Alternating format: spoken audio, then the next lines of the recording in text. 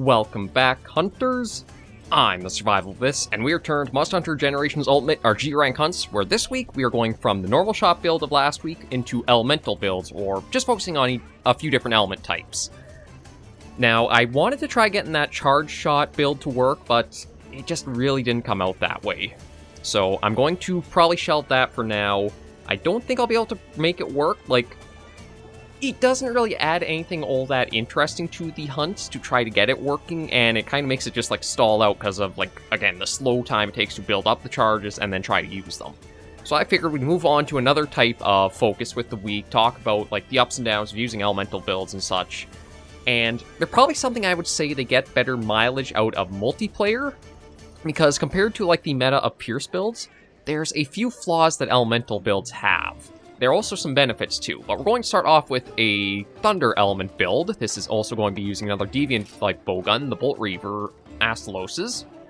And we're going for Thunder elements. We got Thunder Attack +2, Elemental, Ammo Saver, and decided to slap in Evade Distance with us going to be using the Valor style. And just used Absolute Rightness for that. Now, one of the things about elemental builds is against certain monsters that have a high elemental weakness, they are their most potent, and I think might actually be better than Pierce builds are. The only issue is it is very difficult in-game to know which monsters are susceptible to element the most. The only way I can really think of for doing it, let me just get, we'll go for Temper there. The only way I can really think of cross-referencing anything using in-game stuff is to basically go down to your armor smith, the smithy, whatever you want to call them, and take a look at the elemental values for certain monsters like armors. We'll just look at the chest pieces for gun or such. So as we can see, if we take a look at, say, the Kieran stuff here, it doesn't have that much good elemental, weakness to it. -1 isn't too bad for an elemental weakness on it, so you could try using fire or water, but you might be better off just with a raw build going for, its weak spot on that one. But something like, say, Diablos, it has the -3 ice resistance. That's a key monster that you probably can get some decent damage with elemental builds. I would probably say -3 is, your threshold to start looking at elemental builds. And if you can find something that has, say, let me see if I can find one that has a -4, like Zinogre, for example. -4 is your pretty clear to go, and if you can even find a -5, that's your just rock elemental and shred the monster. The only way you kind of know this, though, and I do dislike it from how it was in the game series beforehand, is you have to have hunted one monster to know that's what their weakness is. But thanks to World and Rise giving us a lot more hunter notes and information there, hunter builds, or elemental builds and going up against monsters became a bit easier because you could unlock that info before a hunt. But yeah, if you are playing Generations Ultimate and you don't have some reference you can look up for okay, should I try an elemental build? Check the armor sets and see what it says for the elemental weaknesses, because those weaknesses the armor has are generally what the monster has too. Lagiacrus, -3 for fire, so that would be a good pick there. For Rathalos, says Dragon is the weakest, that's a good one. It does have -2 for thunder resistance, so again, I still think -3 is your threshold of once you have a monster with that, elemental builds can be kind of greenlit to go okay with it, but you're probably better off -2 or above. Just go with a raw build. I just want to bring that in since we're going into the topic. And now we'll get to our first hunt, and I think we're going to go after a monster that is generally horrible for everything except for gunners. We're going after Plesioth. I'm just trying to see which one would be the best one to go for. Is there a map we haven't seen that much of? We could go to the desert, but the problem with that is it's basically one spot you are only going to hunt Plesioth in. Maybe what we'll actually do is go to the other option we have. It's somewhere in here. There we go. Yeah, we'll go Misty Peaks at night. It's also an area we don't really typically think of Plesioth being in. But we'll head out with that, and talk more about the elemental builds and how Plesioth is. Everybody knows the dimension-shattering hip check he has, as well as the super wide tail sweep. That really can get you if you're not careful. But if you're a gunner, it really is simple to avoid so much of what he does.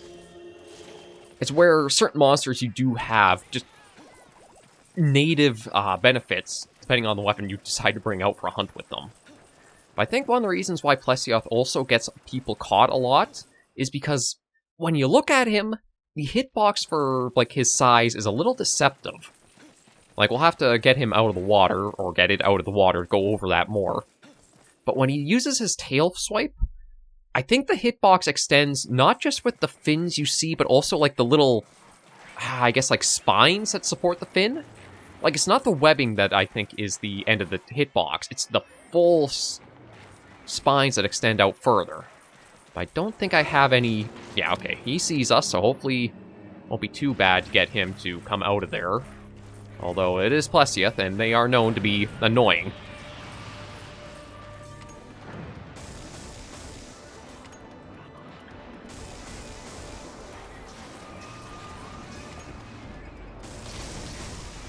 Well, at least we got some connection, so we'll just have to wait for him to do his thing.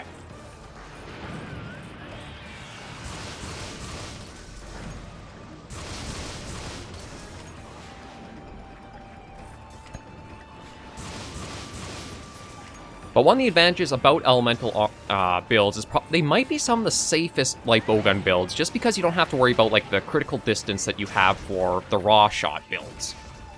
Like normal Pierce, you have to mind your distance out and try and get the maximum reach for your shots, whereas elementals just have, like, a standard flat effect range they're good for. And then couple that with, like, say, a Valor build, or Valor style, and if you're smart about how you use it, you can avoid a lot of incoming attacks and damage with relative ease. Like, that's the biggest thing I make a mistake on when using Valor styles a lot, is I forget that I should just use the Valor block compared to dodging. Yeah, so there's the swipe. Again, he is a very large monster, so it does cover a lot of ground, so it can be easy to, like, underestimate its reach.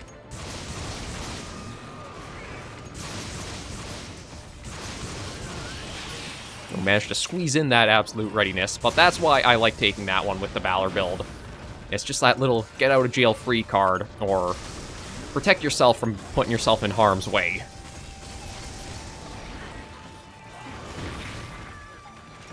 And then, again, for maximum use of the Valor Sheath, don't do an input until the animation plays out of your character basically getting ready for their full stance, or it looks clear to get up.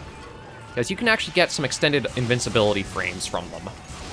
A lot of the times you're really eager to just want to do another input, but that could actually wind you up in taking damage you could have easily avoided. Nope. Yeah, I got smacked with that pretty good. But the reasons, some of the advantages and disadvantages for elemental builds, a lot of it, I think, comes down to ammo capacity. It's actually something why I have a bit of a pet peeve with elemental builds in a bit too, but if you're in multiplayer, it probably won't affect things all that greatly, since by the time you're running low on your elemental builds in the combination, the monster's probably been pretty battered up.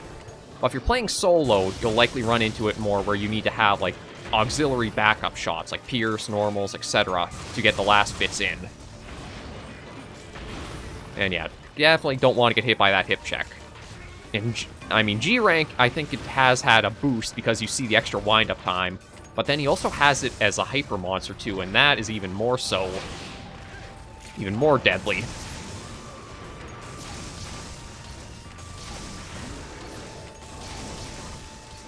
But using any gun or weapon that gives you, like, the distance out of his... Oh, I guess the tail swiped me from behind, why that didn't work. Any weapon that gives you a little bit of range and distance from him just does turn Plesioth into an easy target. And yeah, I can see he's slapping around everything in the area with the size.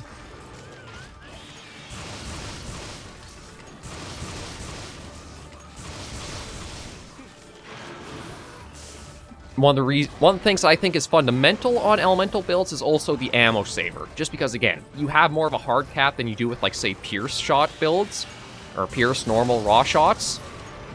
So making sure you get extra shots out to make the most of your build direction is vital. Oh, hi, Royal Ludroth. Didn't know we'd have a guest to the party. Nope. Yeah, gotta mind the area, because Again, Plesioth's a pretty big one. But we'll see if we can get... Oh. Okay, I had the... A little bit rude there, Royal Ludroth.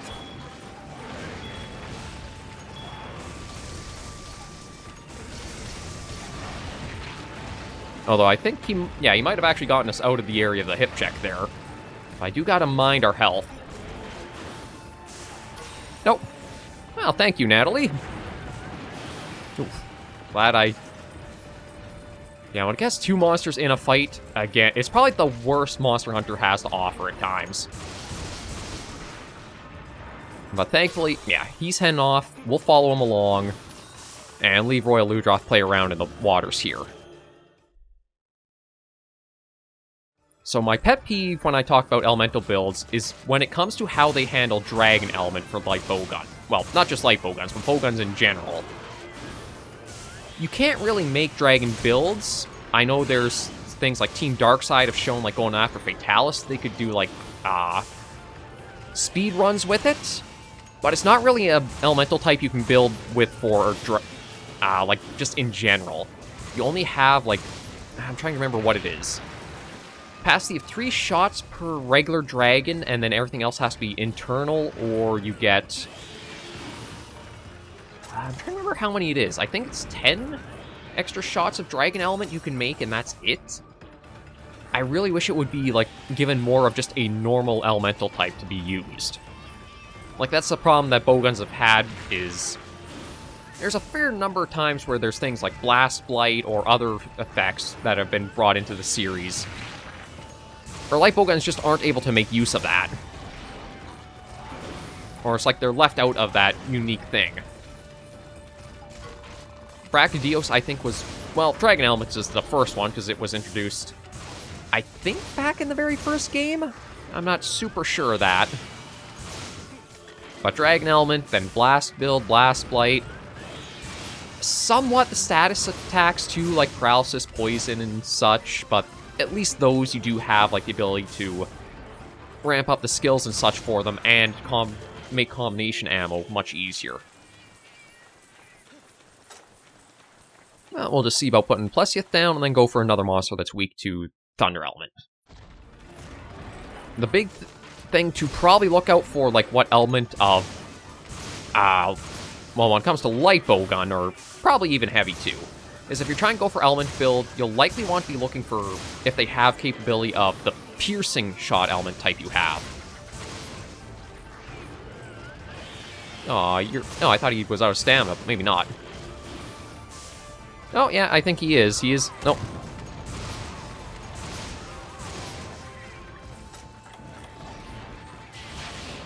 Yeah, we'll just get out of the way. I want to see if I can break that tail. Not the wing, the tail.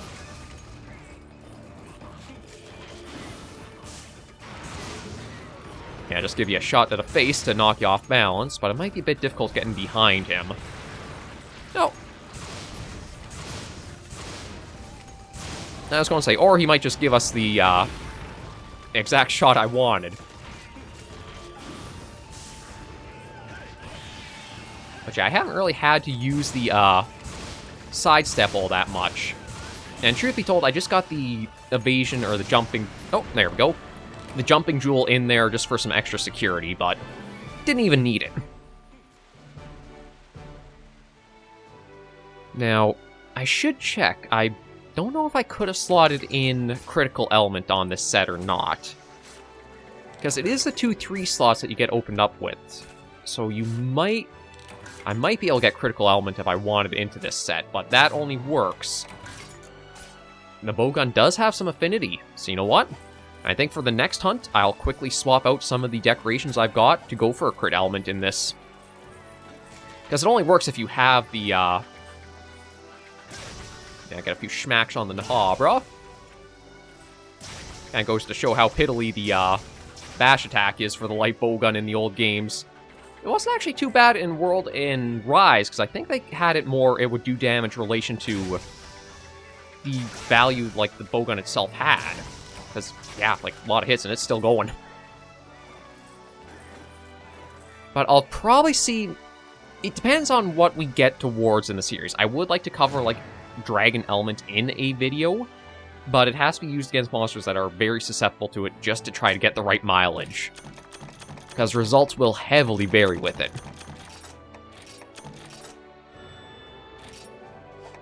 And sell that. Like, I don't care if...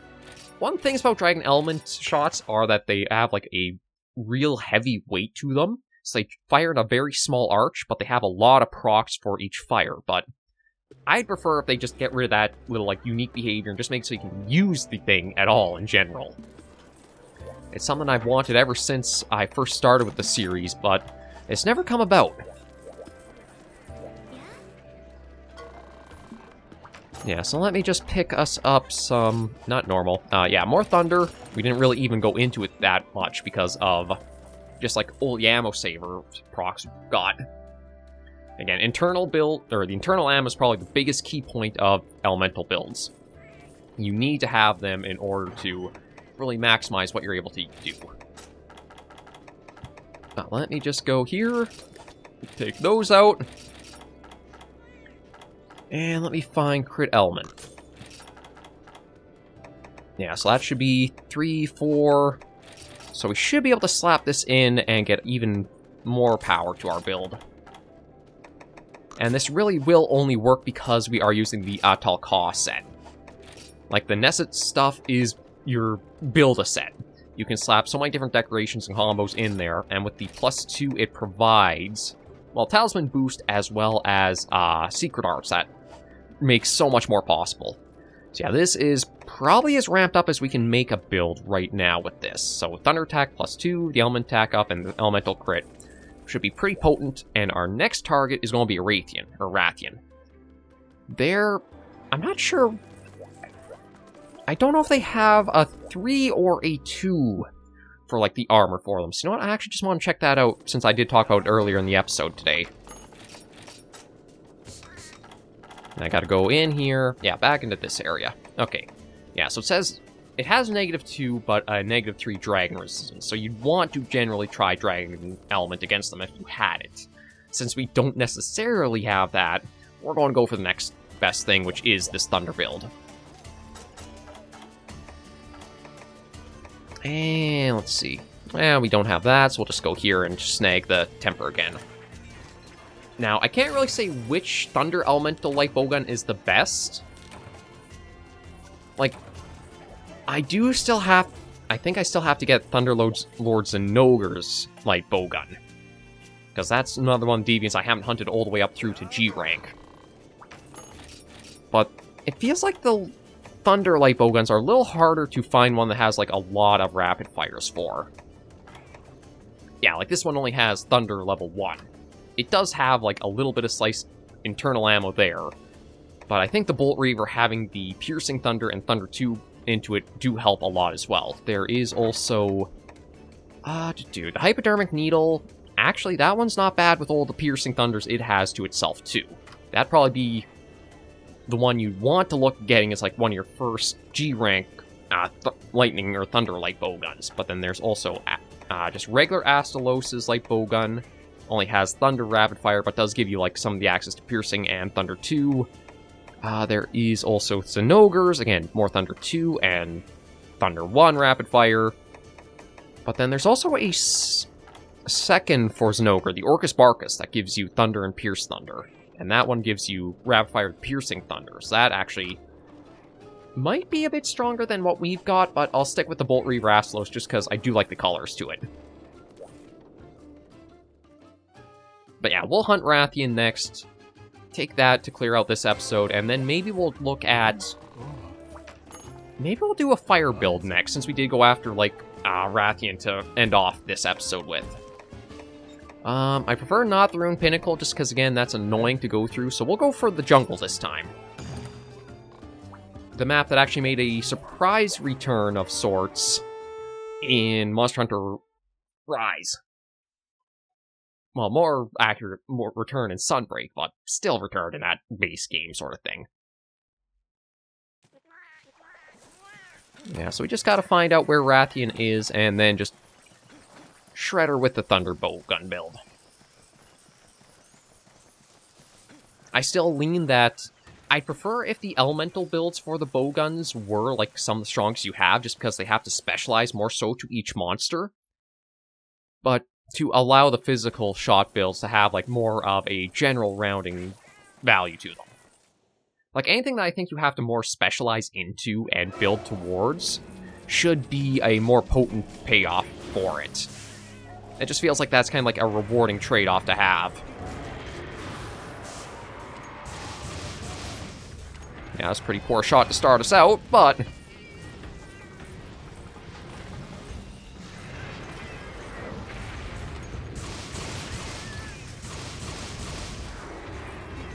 Nope. Poor Natalie.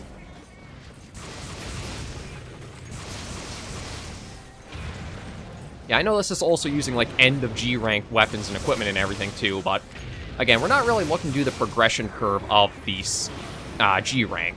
We're mostly just trying to show off the monsters of the series, as well as some interesting builds or styles and such. Already one part break. Likely be able to get the other wing in just a moment.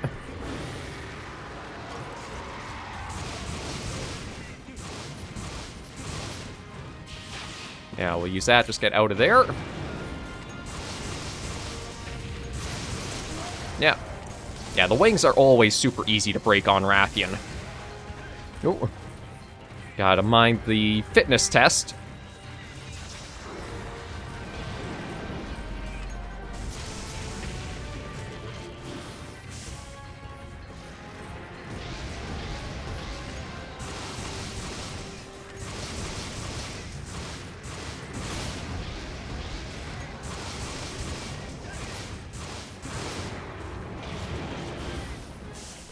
Actually got a little lucky there because it was just to our side.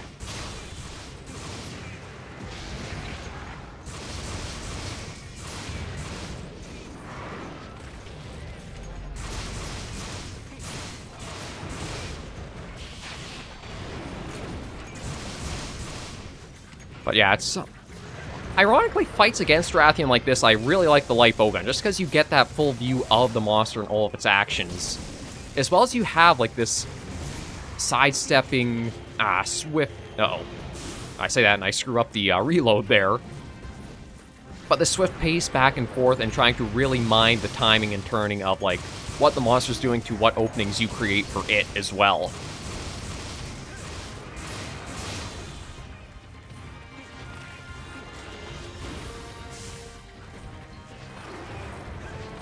Yeah, get out of there so we're not caught by that.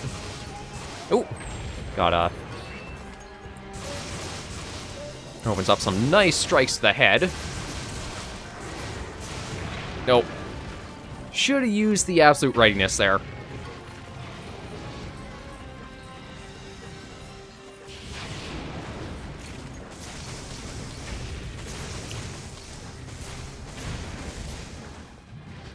I gotta try remember... Yeah, I'll have to watch our health because of the poison hitting us. I do have antidotes, but...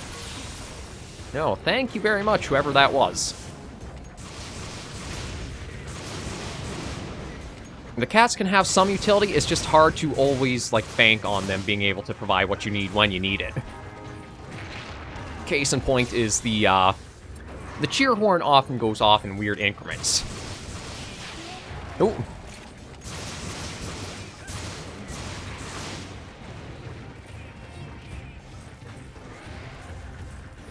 Now I'll just let you do your... Oh! Not quite what I thought was going to happen. Perfect. Got the stamina drain.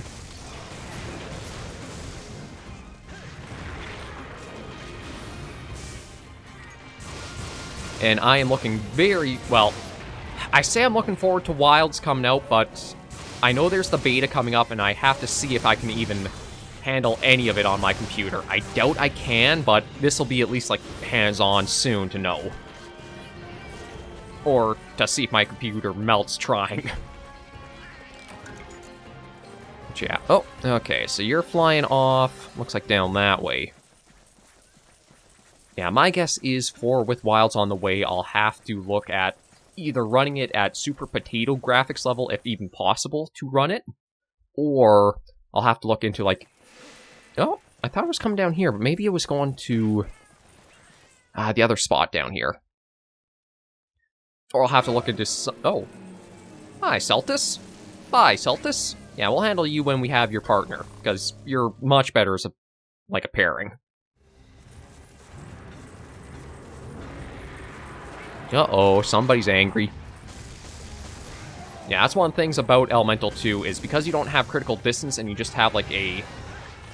The damage stays steady throughout whatever distance you shoot at the monster. Elemental builds can provide a lot of safety compared to some others. There was a spark.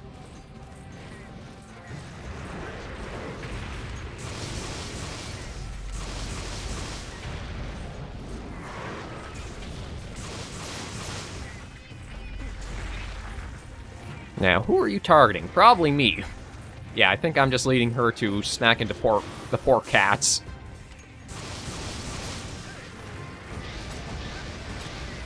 Okay, so that was our Piercing Thunder used up.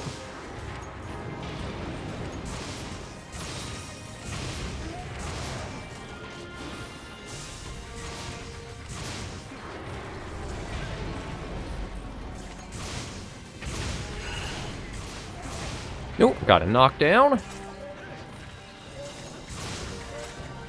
Okay, no, I thought maybe I might have paralysis to this build, or this bowgun, but I guess not. But I thought that might have been a nice way to help us. Ooh, careful. Just deal with Rathian.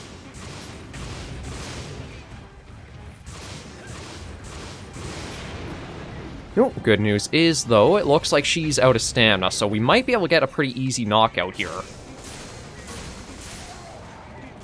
I think Rathian is one of the monsters that is really susceptible to, like, well, I guess to put it bluntly, head trauma, so you can get knockouts pretty well and quick.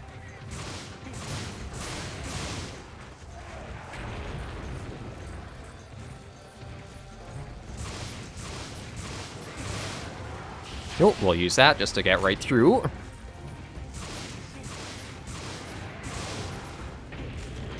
And I forgot to bring paintballs again. That was one thing I remember commenting on last week, was I would try to remember to bring them for hunts. Okay, which way you heading?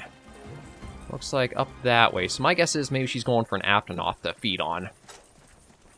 Oh, I could even try getting the tail off if we wanted. Although I didn't pack, or I don't have the build for Haphazard. And I don't actually know how Haphazard would affect, like, elemental shots. That might be something I'll try for a build with, like, our other stuff going forward.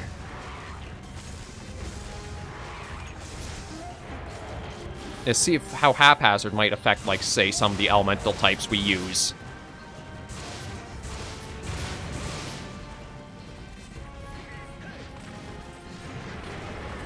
Because I know it does help for, like, a fair few shot types. Slicing, I know, is one where it does play a pretty nice role. But I don't know how it, like, would do for benefiting other things like the elemental or even status builds. Oh, I think that was the spine. Nope.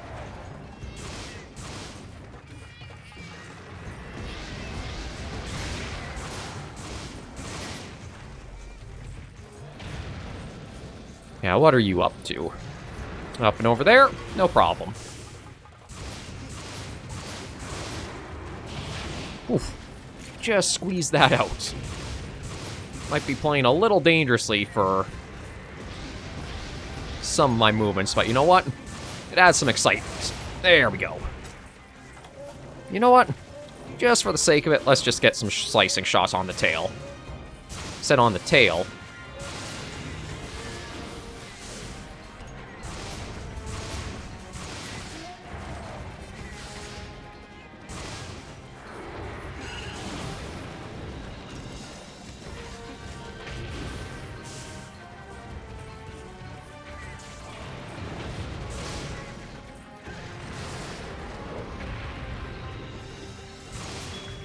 Oh, somebody set up a trap for us. Perfect. I think we might actually get the tail off.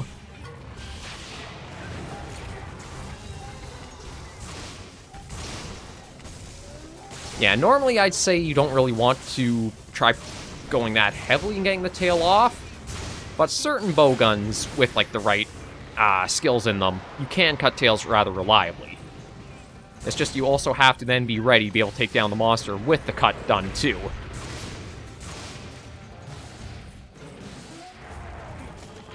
Oh, Celtis is back in the area.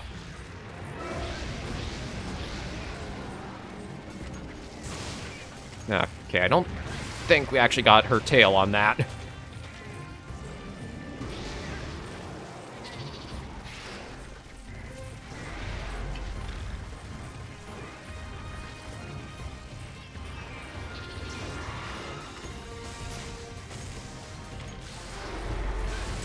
Ooh!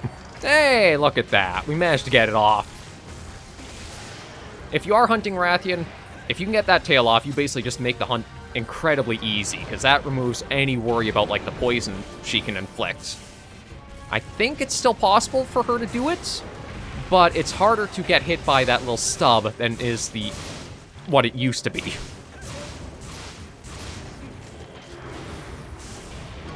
Yeah, case in point is...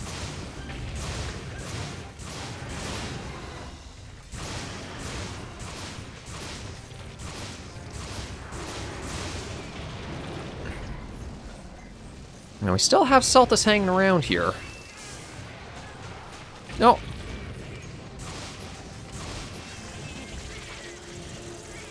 Okay, but you can see, like, compared to Plesioth, where we basically didn't even touch into our other shots, we might be going through a while still of our other stuff. So I would say -3 is your... Check that, and if monster has that, that's when you can look at elemental builds, will give you some nice mileage. Otherwise, stick to Pierce. Or, well, maybe not just Pierce, but stick to raw shots.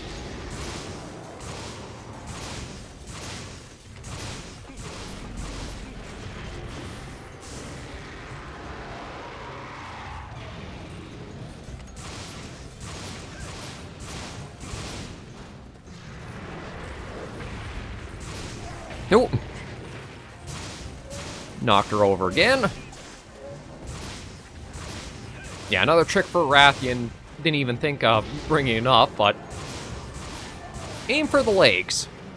Pretty easy to get knockovers with, like, even just with, as you've seen, the shots we've been using. You get a lot of openings in create, just getting enough damage onto those to stumble her over.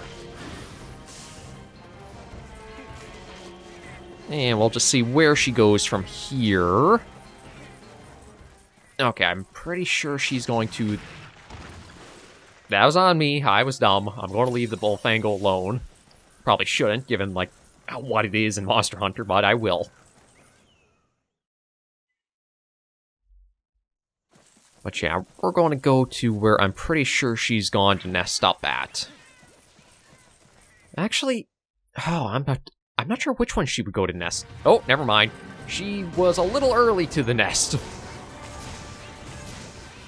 Because I believe there are two, well, technically 3 nest areas monsters might use in the jungle. There's, like, a more formal nest located in the area just above this one. That usually a lot of flying monsters like Yonkutku, I thought maybe Rathian and such would use. But then there's also, like, a little bit of a nest in the big open cavern area where they'll go to sleep as well. Which I guess we'll find out in a moment where she's going to go. Yeah, I think she's going to the big cavern. Like, the two connect, so I'll take you in to show you guys what I mean, just in case you haven't seen, like, this version of the jungle. But yeah, this is, like, the general Yonkutku, I guess, like, smaller tier monster nest. They basically just land here and go to sleep. But then we'll go over to the bigger cavern nest, where you can generally find larger things, like Rathian, Nargacuga, I believe. Things of that nature in here. And yeah, there she is. And the third nest spot is at the very top of the map, there's that one secluded little island that some things will go to sleep at.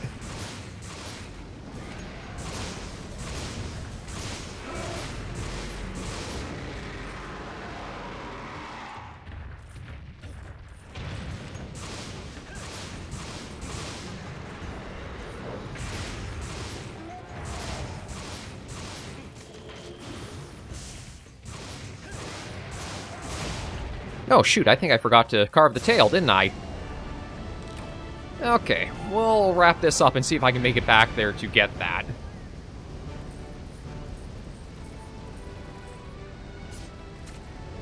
Oh, I didn't even realize that's a waterfall back there, you know? I thought that was just like always a cavern wall, but maybe it's just because I have the headphones on, I can hear the rumble of them. Okay, now let's see if we can make the mad dash to get the tail carve. I can't remember if I actually did or not. Not that it matters, because we're not really going for materials, but it's still like Hunter force of habit, you always want to try to get that carve. But you can also see from the bottom right, once we load in, that we used up quite a bit more of just our general thunder ammunition. So it goes to show that, as much as I'm not sure if Rathian would have more health or less health, but it does show the difference in, like, elemental resistance between those two monsters.